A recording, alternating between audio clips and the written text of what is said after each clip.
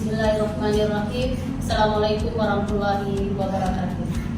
Perkenalkan, nama saya Fatimi, dosen tetap pada program studi D3 Keperawatan Aceh Selatan, Poltekkes Kemenkes Aceh. Pada kesempatan kali ini, saya akan menjelaskan metode pembelajaran di kelas dengan menggunakan metode DID, Delivery, Interaction, dan Assessment pada salah satu mata kuliah yang saya ampu. Ada beberapa mata kuliah yang saya ampu, baik itu di semester ganjil maupun di semester genap. Di antaranya keperawatan dasar, perawatan gawat darurat dan manajemen bencana, promosi kesehatan, dan manajemen pasien safety.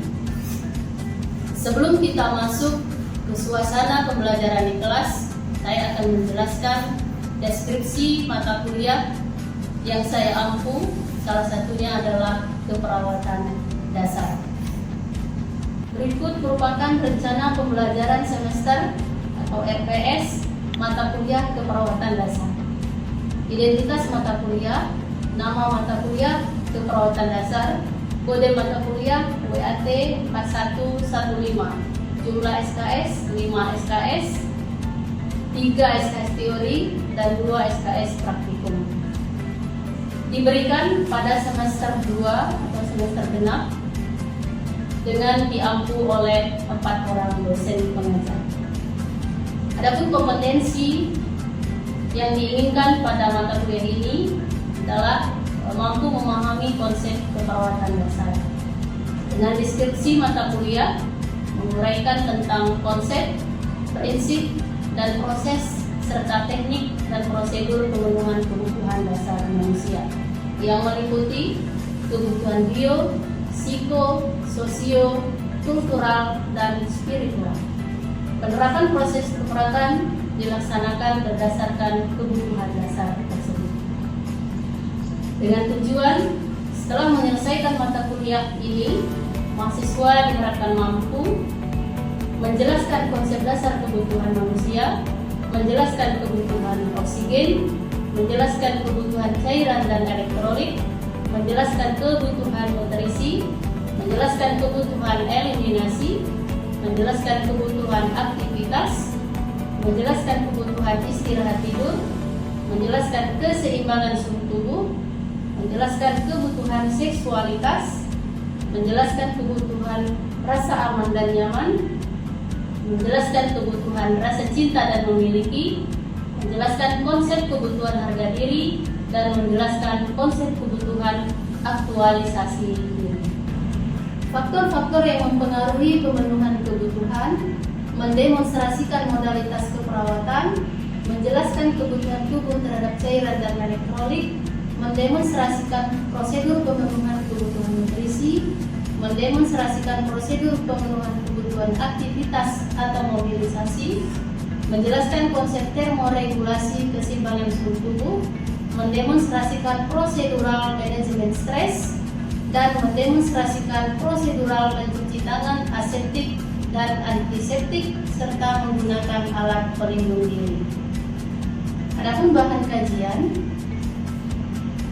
menjelaskan konsep dasar kebutuhan manusia, menjelaskan kebutuhan oksigen, menjelaskan kebutuhan cairan dan elektrolit, menjelaskan kebutuhan nutrisi, menjelaskan kebutuhan eliminasi, menjelaskan kebutuhan aktivitas, menjelaskan kebutuhan istirahat tidur, menjelaskan keseimbangan suhu tubuh, menjelaskan kebutuhan seksualitas, menjelaskan kebutuhan rasa aman dan nyaman, menjelaskan konsep kebutuhan rasa cinta dan memiliki, menjelaskan konsep kebutuhan harga diri, menjelaskan konsep kebutuhan aktualisasi diri, faktor-faktor yang mempengaruhi pemenuhan kebutuhan, mendemonstrasikan modalitas keperawatan, menjelaskan kebutuhan tubuh terhadap cairan dan elektrolit, mendemonstrasikan prosedur pemenuhan kebutuhan nutrisi, mendemonstrasikan prosedur pemenuhan kebutuhan aktivitas, menjelaskan konsep termoregulasi keseimbangan suhu tubuh, mendemonstrasikan prosedural manajemen stres, dan mendemonstrasikan prosedural mencuci tangan aseptik dan antiseptik serta menggunakan alat pelindung diri. Adapun metode yaitu dengan student center learning, teacher center learning, dan praktikum. Media yang digunakan terdiri dari LCD proyektor, laptop, modul, dan alat-alat laboratorium.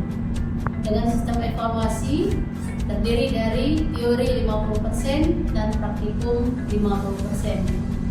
Bagian teori dibagi lagi menjadi 3 poin, yaitu UTS 45%, UAS 35%, dan tugas 20%.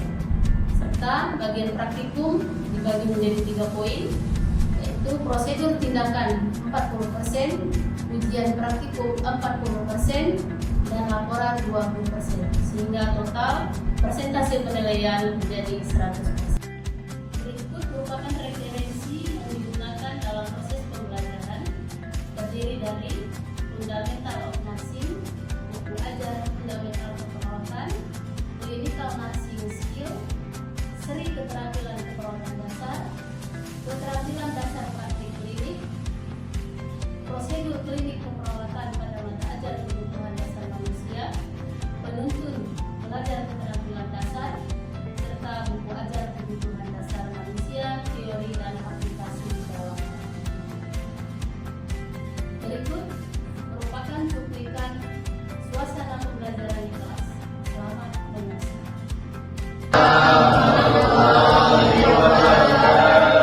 Gimana kabarnya semua? Ya, makan sekalian tentunya ya. Alhamdulillah baik. Yang diselesaikan kira-kira suasana aslinya nyaman tidak? Terasa nyaman ya? Baik ya. Kita mulai materi dan pertemuan hari ini. Dalam baiknya kita semua sama-sama berdoa dan kita masing-masing dengan mengucapkan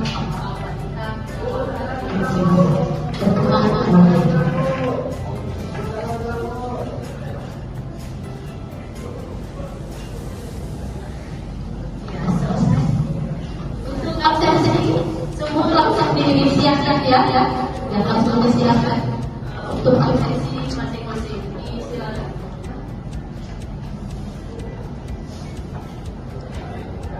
Baik, kita mulai pertemuan kita pada hari ini. Kita akan membahas tentang konsep manusia dan kebutuhan dasar manusia.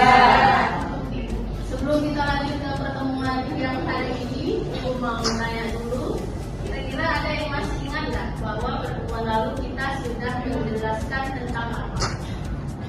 Ada Bu? Ya, silakan. Menjelaskan tentang penjelasan silabus mata kuliah perawatan dasar. Baik, oke ya. Jadi pastinya ya tentang materi tentang perawatan dasar. Ya, baik. Untuk pertemuan kali ini kita akan membahas tentang konsep manusia dan kebutuhan dasar manusia. Nah, sebelum kita melihat apa itu kebutuhan dasar manusia, alangkah baiknya kita lihat dulu, harus kenal dulu siapakah manusia sendiri. Nah, siapa manusia itu? Dan yang disebut manusia merupakan makhluk yang holistik. Ya, yang holistik itu artinya makhluk bio, sosial, dan spiritual. Jadi punya kebutuhan yang kompleks. Nah, jadi tidak bisa dia dengan konsep perawatan itu sendiri. Nah, kita lihat ya, misalnya manusia itu butuh makan, butuh air, butuh keamanan, butuh cinta. Nah, nanti ini semua akan dikemas tetapi kebutuhan antara Maslow. Nanti akan ada kita lihat beberapa tingkatan mulai kebutuhan yang paling dasar, kemudian tingkatan kedua, ketiga, keempat, dan kelima yang merupakan tingkatan yang paling tinggi. Kita lihat sama-sama apa aja kira-kira kebutuhan dasar manusia menurut Maslow. Nah, yang paling dasar itu yang harus dipenuhi oleh Usia adalah kebutuhan fisiologis. Apa contohnya kebutuhan fisiologis? Ya, oksigen dulu ya, nafas dulu, kemudian makan, minum ya, cairan rasa istirahat dan lain sebagainya. Nah, itu merupakan kebutuhan fisiologis. Harus tidak terlebih awal. Ya, bisa kita memenuhi tingkat selanjutnya sebelum kebutuhan dasar, sebelum kebutuhan fisiologis itu terpenuhi. Kemudian yang kedua apa? Keselamatan dan keamanan. Setelah kita bisa bernafas, ada makan, minum, istirahat, kita perlu akan adanya rasa keselamatan, rasa keamanan. Ya, baru kita akan bisa memikirkan kebutuhan untuk akan selanjutnya. Apa saja? Selanjutnya adalah tingkatan cinta dan rasa diri. Bagaimana mungkin kita bisa memikirkan rasa cinta kalau seandainya dalam keadaan tidak aman, tidak selamat? Itu tidak bisa kita memikirkan ke arah tingkatan yang lebih tinggi. Jadi semua itu harus berdasarkan kebutuhan dasar sesuai dengan tingkatannya. Ya. Kemudian apa lagi? Harga diri. Nah, ini merupakan tingkatan yang memiliki kesuksesan. Itulah tingkatan yang paling tinggi, yaitu aktualisasi diri. Nah, kira-kira sampai di sini bisa dipahami materi kita terkait dengan kebutuhan manusia, ya, sesuai dengan Abraham Maslow. Oke, kita bisa lanjut ya.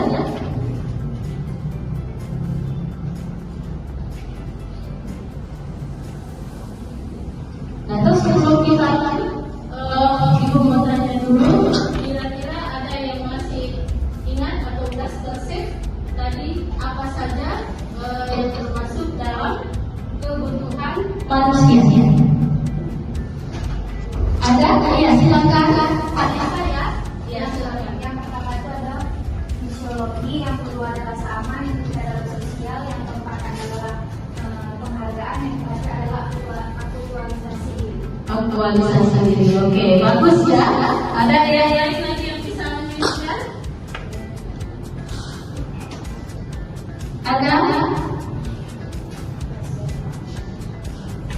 Nah, kalau tidak ada, kita lanjut ya untuk hierarki kebutuhan dasar manusia menurut Maslow yang tadi sudah kita sampaikan mulai dari tingkat awal sampai ke tingkat yang paling tinggi. Nah, seperti ini pembahasannya. Jadi kita lihat untuk kebutuhan dasar manusia dalam kategori fisiologis. Ya, jadi ini semua yang harus dipenuhi terkait dengan kebutuhan fisiologis. Ya, mulai dari oksigen, cairan, temperatur, eliminasi, tempat tinggal, istirahat, dan juga sampai masuk ya, ini terkait dengan kebutuhan fisiologi. Kemudian kita lihat untuk kebutuhan keselamatan dan rasa aman. Perlu kita ketahui bersama bahwa keselamatan dan keamanan yang dimaksud bukan hanya dari segi sisi, tentang kita sudah melihat ya ada kebutuhan cinta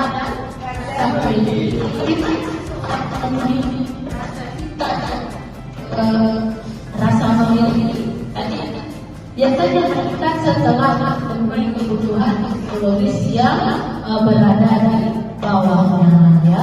Kemudian bila kita sudah merasa aman dan selamat seperti yang kita sampaikan di awal, barulah kita bisa memikirkan kebutuhan yang ketiga ini, yaitu kebutuhan akan rasa cinta dan memiliki.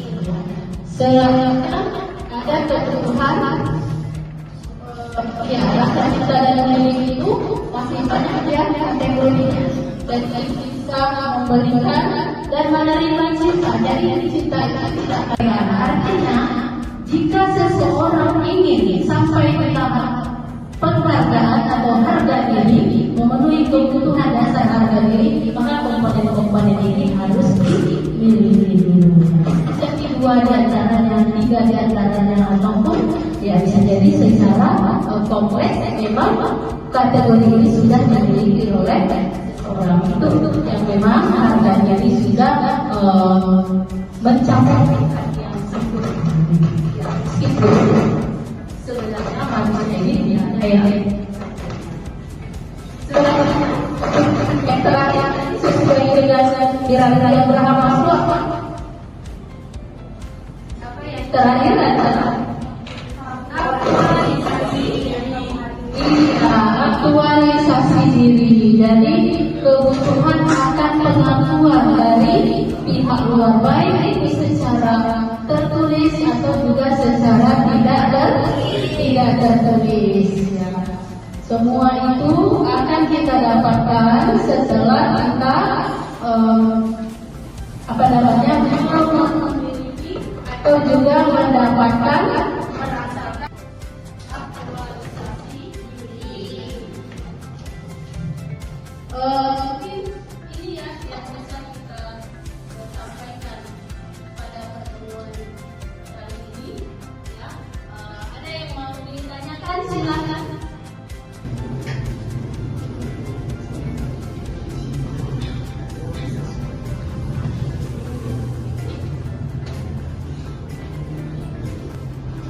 Baik, saya kira pertemuan kita pada hari ini sudah selesai. Ya, semoga saja semua kita dapat mengambil hikmahnya.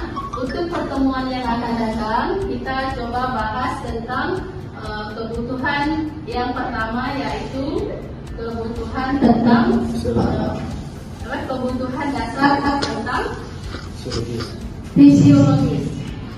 Ya, semua mohon membaca yang materinya, karena nanti pada pertemuan selanjutnya sebelum kita melanjutkan materi kedua kita akan mengadakan pretest. Ya, semoga semua bisa belajar dengan baik dan mendapatkan hasil pretestnya juga dengan baik. Terima kasih atas segala perhatian, atas segala kekurangan. Saya akhiri. Assalamualaikum warahmatullahi wabarakatuh.